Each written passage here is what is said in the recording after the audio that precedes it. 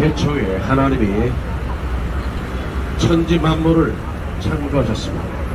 이 하늘과 바다와 땅, 우주 만물을 창조하신 하나님께서 하나님의 형상을 담도록 우리 사람을 가장 위대한 걸작품으로 만들어 주셨습니다. 사람은 결코 원숭이가 진화된 존재가 아닙니다.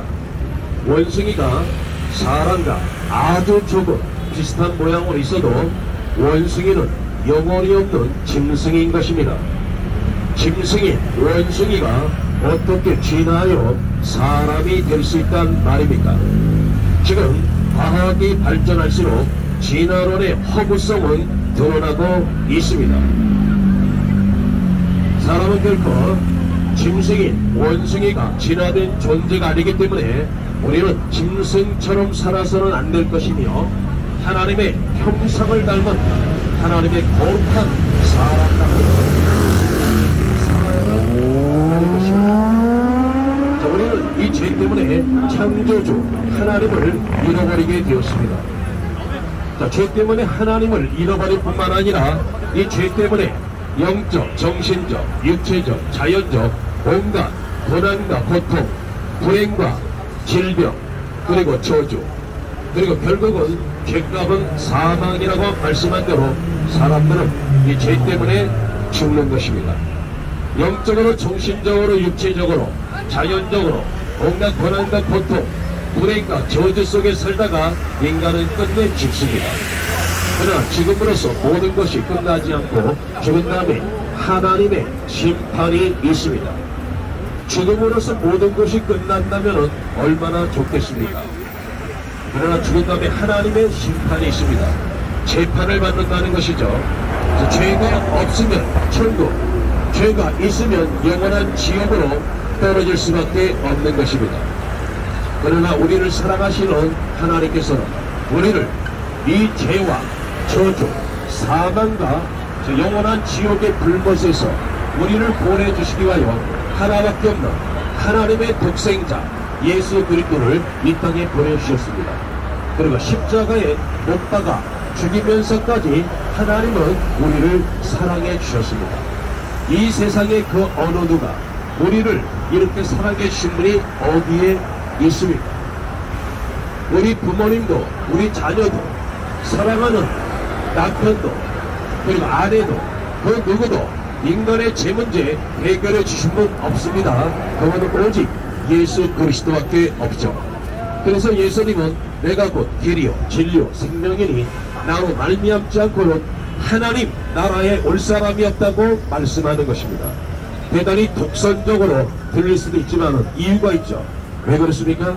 예수 그리스도만이 인간의 죄 문제를 해결해 주셨기 때문에 그렇습니다. 그래서 예수님은 내가 곧 길이요 진리요 생명이요 부활이요 영원한 생명이라고 말씀하고 있는 것입니다. 하나님은 우리를 사랑하십니다. 즉 코로나19 팬데믹 전 세계로 코로나가 유행되었죠. 여기에 대해서는 이미 성경에서 수천 년 전에 예언되어 있습니다.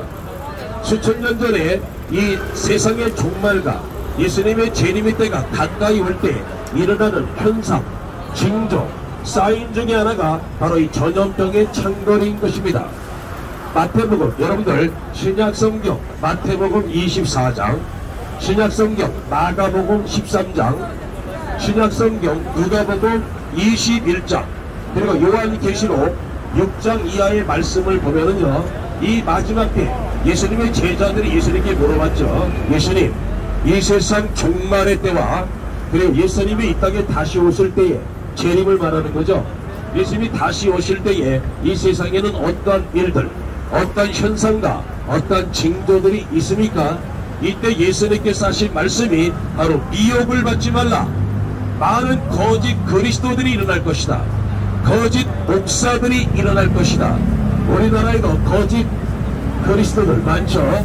통일교회 문선명, 전도관의 박태선이, JMS 정명석이, 그리고 신천지의 이만희, 교주, 엄청난 이 거짓 그리스도들이 일어나고 있습니다. 미혹을 받지 말라고 했고, 그 다음에 전염병이 창궐할 것이라고 했습니다. 나라와 나라끼리, 민족과 민족끼리 처절한 전쟁, 엄청난 화산 폭발과 지진, 그리고 자연의 재앙이 일어날 것이고 도덕성이 붕괴될 것이며, 그리고 성적인 타락에 되어 있어 성경은 이미 7,000년 전에 예언했고, 예언한 말씀이 지금 역사 속에서 이루어져 나가고 있습니다. 특히 예수님 종말에 관한 말씀 중에서 우리가 귀담아 들어야 될 것이 이 전염병의 창궐인 것입니다. 지금까지 인류 역사 동안에 많은 전염병이 있었습니다. 코로나, 아니 콜레라, 장테포스, 이질, 흑사병. 그런데 이 전염병들은 어느 한 나라, 어떠한 지역에 국한되어 있었지만은 코로나19와 같이 전 세계로 유행한 이런 전염병은 유사일에 이번이 처음인 것입니다. 이것이 바로 성경에서 말하는 전염병의 창궐, 신약성경 누가복음 21장, 신약성경 누가복음 21장입니다. 신약성경 누가복음 21장 5분만 읽으면 다 읽습니다. 거기 보면은 전염병의 창궐, 이 세상 종말과 예수님이 재림에 오실 때, 다시 오실 때 일어날 현상, 그 징조들에 대해서 말할 때 전염병의 창궐에 대해서 분명히 말씀하고 있는 것입니다. 우리가 성경을 하나님의 말씀으로 절대적으로 믿고 절대적으로 신뢰할 수 있는 이유는 여러 가지 이유가 있지만은 그 중에 하나가 예언의 성취력입니다. 하나님은 예언하십니다. 하나님은 약속하십니다. 예언한 말씀이 역사 속에서 반드시 이루어져 나가고 있는 것입니다. 바로 이 코로나19 팬데믹, 전염병 창궐, 이것 또한 성경에 정확하게 예언되어 있는 말씀이 지금 이 시대 속에서 이루어져 나가고 있는 것입니다. 이 세상 종말의 때와 예수님이 다시 오실 때에, 예수님의 재림이 가까이 올 때에 일어날 현상들 중에 하나가 바로 이 전염병의 창궐, 그 미혹하는 역사, 엄청난 미혹자들이 지금 일어나고 있죠. 영적 미혹, 나라와 나라끼리, 민족과 민족끼리의 처절한 전쟁, 엄청난 지진과 화산 폭발, 그리고 자연의 재앙, 그리고 도덕성의 붕괴, 성적인 타락. 그래서 성경은 이미 예언했고 예언할 말씀대로 이 시대 속에서 이루어져 나가고 있는 것입니다. 하나님은 우리를 사랑하십니다. 예수 그리스도 앞에 나와서 자신이 죄인인 것을 인정하고 죄를 철저하게 회개하면 모든 죄, 어떠한 죄라도 다 용서받게 되어 있는 것입니다. 하나님을 만난 사람들이 전도자가 됩니다. 천국과 지옥을 경험한 사람들이 전도자가 되는 것입니다. 아무나 전도자가 되는 것이 아니죠. 우리나라에 1200만 기독교인이 있습니다. 서울에도 300만이 넘는 기독교 인구가 있고 수만 개 교회가 있지만 그들이 다 전도하는 것은 아닙니다.